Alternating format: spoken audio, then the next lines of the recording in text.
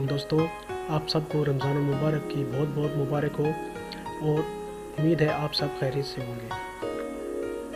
दोस्तों, हम आपको बताएंगे कि क्या शदीद गर्मी के मौसम में रोज़ा रखना सेहत के लिए मुफीद है और अगर आप लगातार 30 दिनों तक ऐसा करते हैं तो आपके जिस्म पर इसके क्या असरात मुरतब हो सकते हैं। तकनीकी तौर पर आपका जिस्म रोज़ा शुरू करने के 8 घंटे तक मामूल की हालत में रहता है। ये वो वक्त है जब मैदे में पड़ी खुराक मुकम्मल तौर पर हज़म हो जाती है। इसके बाद जिस्म जिगर और पट्टों में ज़ख़ीरा शुदा ग्लूकोज के ज़राए इस्तेमाल करना शुरू कर देता है। जब ये ज़ख़ीरा भी ख़त्म हो जाए तो फिर जिस्म चर्बी को पिघलाकर तवानाई के लिए इस्तेमाल करता है। जिस्म में ज़ख़ीरा शुदा चर्बी के बतौर खुराक इस्तेमाल से वज़न घटना शुरू हो जाता है, कोलेस्ट्रॉल की मिकदार में कमी वाक़ होती है और ज़ियाबतीस का ख़तरा कम हो जाता है। लेकिन इसके साथ ही जिस्म में शुगर कम होने से एक कमज़ोरी और थकावट का एहसास शुरू हो जाता है। इसके अलावा सर दर्द, सर चकराना, मतली और सांस से बदबू जैसी शिकायत भी हो सकती है। ये वो वक्त है जब शदीद भूख लगना शुरू हो जाती है। तीसरा था 7वां दिन, जब जिस्म रोज़े का आदी हो जाता है तो चर्बी को पिघलाकर उसे ग्लूकोज बनाना शुरू कर देता है। इसलिए अफ्तार के बाद पानी ज़्यादा मिकदार में पीना चाहिए, क्योंकि रोज़ा की हालत में पसीना आने से जिस्म में पानी की कमी यानी डिहाइड्रेशन वाक़या हो सकती है। इस दौरान आपके खानों में तवानाई वाली खुराक शामिल होना चाहिए, जैसे नशास्तदार ग़िज़ाएँ और चर्बी। ये ज़रूरी है कि खुराक मुतवाज़िन रहे और इसमें लम्हात या नमक और पानी शामिल रहे। 8 था 15वां दिन।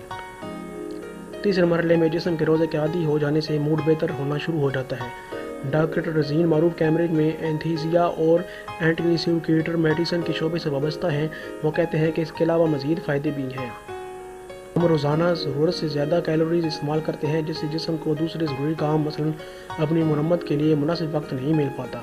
रोज़े से ये मसला हल हो जाता है और जिस्म अपनी तवज्जो दूसरे अफ़ाल की तरफ मरकूज़ कर देता है। इसलिए रोज़ा जिस्म को मुंदमिल होने और जरासीम का मुकाबला करने में मदद देता है। 16वां था 30वां दिन।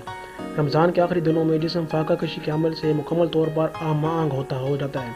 बड़ी आँत, जिगर, गुर्दे और जल्द इस दौरान ज़ेर रफ़ा करने के अमल डिटॉक्सिफिकेशन से गुजरना शुरू हो जाता है। डॉक्टर मारूफ कहते हैं इस दौरान अज़ा का फ़ेल भरपूर क़ुव्वत से चलने लगता है और आपकी याददाश्त और इर्तिकाज़ की क़ुव्वत बेहतर हो जाती है और आपके अंदर ज़्यादा तवानाई आ जाती है। तो क्या रोज़ा सेहत के लिए मुफीद है? डॉक्टर मारूफ कहते हैं जी हाँ, मगर एक शर्त के साथ। रोज़ा सेहत के लिए अच्छा है क्योंकि इससे हमें इस बात पर गौर करने का मौका मिलता है कि क्या खाना और कब खाना है। अलबत्ता मैं इसका मशवरा नहीं दे सकता कि 1 महीने से ज़्यादा अरसे तक रोज़े जारी रखे जाएँ। उनका कहना है रमज़ान के रोज़े अगर सही तरीके से रखे जाएँ तो हर रोज़ जिस्म की तवानाई बहाल होती है, जिससे आप करामत पट्टे भुलाए बगैर वज़न भी कम कर सकते हैं। तो दोस्तों, ये थी रोज़े के बारे में चंद दिलचस्प मालूमात जो हमने आपको बताई। उम्मीद है आपको आज की वीडियो पसंद आई होगी। तो प्लीज़ मेरे चैनल दी उर्दू टीचर को ज़्यादा से ज़्यादा लाइक और सब्सक्राइब करें ताकि मज़ीद ऐसी ही दिलचस्प और इन्फॉर्मेशन वाली वीडियो आप तक बिना किसी रुकावट के पहुँचती रहे। शुक्रिया।